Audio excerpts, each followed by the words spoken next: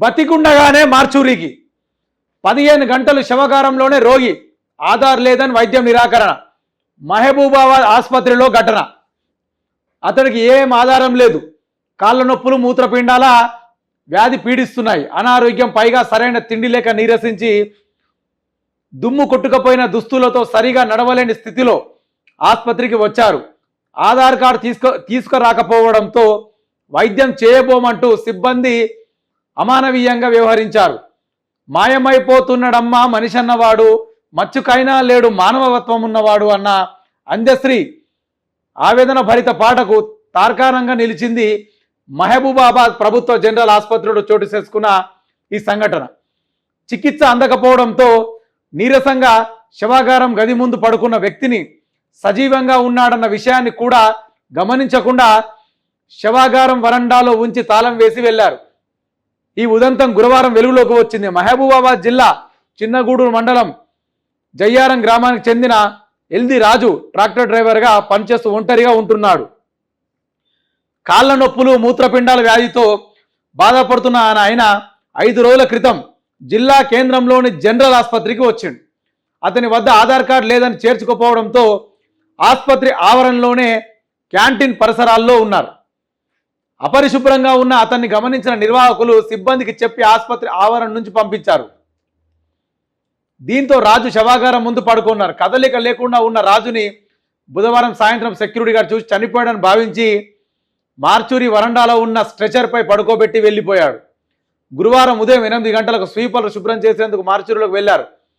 వరండాలో స్ట్రెచర్పై కదులుతున్న వ్యక్తిని గమనించి పోలీసులకు సమాచారం ఇచ్చారు.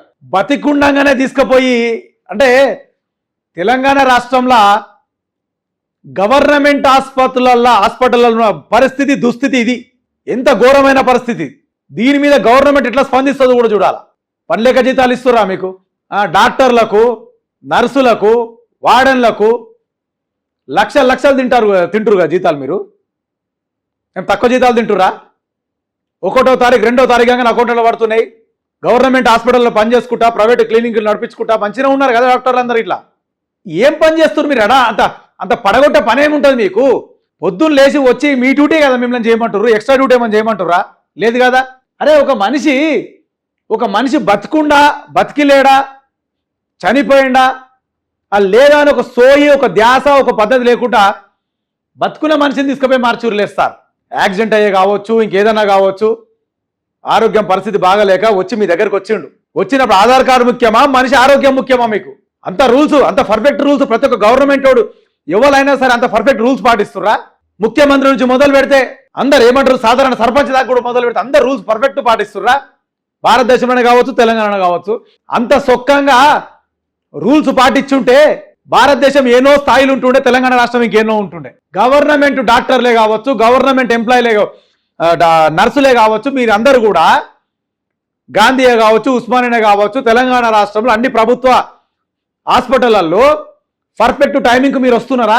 ప్రైవేట్ క్లినిక్లు చూసుకోవాలి, ప్రైవేట్ కార్యక్రమాలు చూసుకోవాలి, ప్రైవేట్ పనులు చూసుకోవాలా, మీ సొంత ఇంటి పనులు అన్ని చూసుకోవాలి. అప్పుడు గవర్నమెంట్ హాస్పిటల్కి వచ్చి మీరు ట్రీట్మెంట్ చేసినట్టు యాక్టింగ్ చేయాలి. పక్క ఆధార్ కార్డు కావాలని చెప్పేసి అంతగానో ఓడబెట్టిండి, అంతగానో రూల్. మీకు ఇక్కడ ఉన్న మనిషి ఆరోగ్యం ముఖ్యమా, ఆయన ప్రాణం ముఖ్యమా, లేదా ఆయన ఆధార్ కార్డు తెస్తేనే ఆధార్ కార్డు ముఖ్యమా? సోయి తెచ్చుకోరు, ఇంతనన్నా సోయి తెచ్చుకోర్రి. కడుపుకు అన్నమే కదా తింటున్నారు. మా గవర్నమెంట్ మాకు హాస్పిటల్ కట్టించింది కదా అని చెప్పేసి మీ దగ్గరకు వస్తే మీరు చేసే నిర్వాహకాలు ఇవ్వా? దీని మీద గవర్నమెంట్ ఎట్లా స్పందిస్తావో చూడాలా. దొబ్బి తింటురు కదా జీతాల కాడికి, దొబ్బి తిన్నాక వచ్చి పేదలకు సేవ చేయకపోతే ఏం బీక్ పడగొట్టడానికి మీరు ఉన్నది? షేర్ చేయండి, లైక్ చేయండి, సబ్స్క్రైబ్ చేయండి. మరిన్ని వీడియోల కోసం బెల్ సింబల్ పై క్లిక్ చేయండి.